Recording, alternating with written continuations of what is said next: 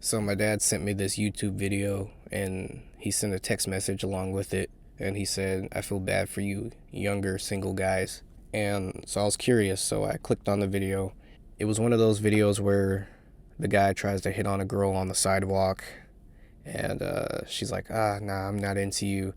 And then she walks off, and then the guy jumps in the Lambo, and then the girl, runs up to the door, and she's like, "Oh, this is your car?" And then the dude's like, "Oh, now you want to talk to me?" And it's kind of like one of those gold digger prank videos, I guess. While this video he sent me was obviously scripted, it's not too far from reality. You do encounter these types of girls out in the wild. I wanted to text back, at least now you're finally waking up to what we're going through. Somebody finally woke up. Because these old dudes, these old heads, they don't realize how much dating has changed and courtship has changed since their time. Like back in their days, they could throw on a Letterman jacket, stand in a row, and then when a girl walks by, they snap their fingers, start whistling at her, and it was that easy for them. But these days, it's a struggle. And this took me back to a couple of years ago when I first started working at my old job, and there's this girl that worked there. And when I first walked into the break room during my orientation, like this guy was showing me around, like I saw her and I was like, "Damn, she's cute as hell." And I thought she was out of my league. I thought she was. I thought she wouldn't give me the time of day, basically. But when I started working there, I noticed that she started being more real chummy, real friendly with me. This is when I was like really hitting the gym and like I was slim and I was lifting weights and stuff, and I guess that helped. But she was just always popping up around me and stuff and trying to get to know me. And we started talking. She started asking me like some weird questions, that kind of like brought up some red flags. So she started talking about like guys she was dating, and like she was talking about her exploits, and then she started asking me about mine. And at the time, my experience was very limited, so I started making stuff up, and she believed me, surprisingly. Um, that was like a red flag, because usually a good quality girl is not going to ask you about like your sex life and stuff like that, but that was kind of like one of the first things we started talking about. So that already drew up a red flag, like, okay, like that's not normal. Or a normal girl's not gonna start off with that. And then she started saying stuff like how her friends were 304s, and she would shame them for being 304s and stuff like that.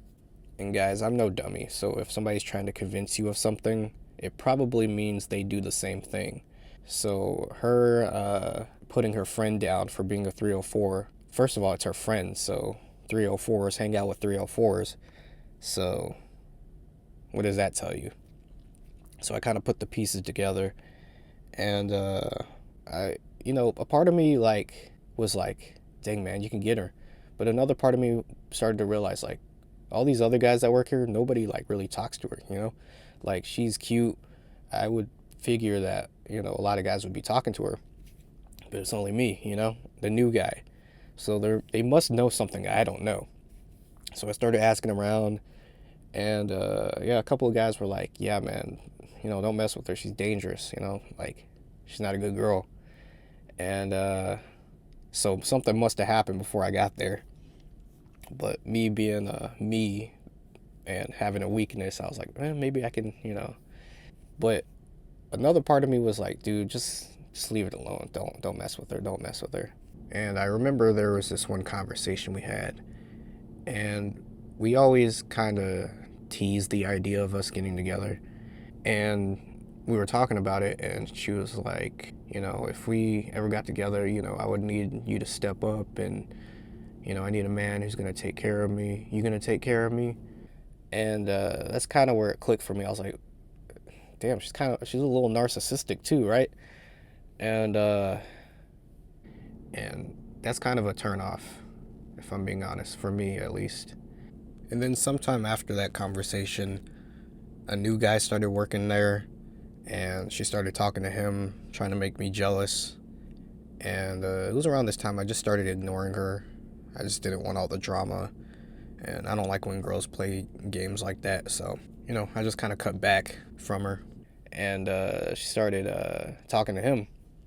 And I'm not gonna lie, I did get a little envious, but in hindsight, she wouldn't have been good for me anyway. Yeah, all the red flags were there. I mean, she looked good. She had big old tiggo bitties. She had a cute face, but she was a demon, man. She wasn't good for me. And you're gonna encounter girls like this, and the advice I could give is, you know, think with your the head on your shoulders, not with the one down there. You know what I mean?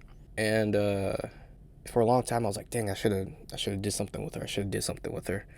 And I've come to realize with her and many other girls that I've missed with, even if I did get with them, even if I did get to do what I wanted to do with them, like it's just coochie. It all feels the same, really. Once you've been with a few girls, you'll realize, okay, hers kind of feels like hers kind of feels like hers.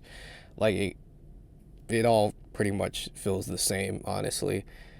And it's nothing to really be getting bent out of shape over, like if you get rejected or if you miss with the girl and you don't get to, do what you want to do. There's like 4 billion women on this planet. Like you literally have infinite chances. And I don't think you should be basing your search off looks. I think our generation has a problem with like porn, and I've been watching porn since I was like 12, 13, and it's kind of warped my relationship with women, and there is a bit of a dependency on it that I do have. Like over the years I've tried to cut back on it, take breaks from it, but you always come back to it because you always have those urges. And but I'm at a mature age where I understand that like that's not real sex. That's just it's like a performance, and at least take breaks from porn. I know it's hard to like completely stop watching it, but at least cut back a little bit. Maybe start with stop watching videos and look at pictures and do what you need to do with the pictures, and then from the pictures start using your imagination and then do that.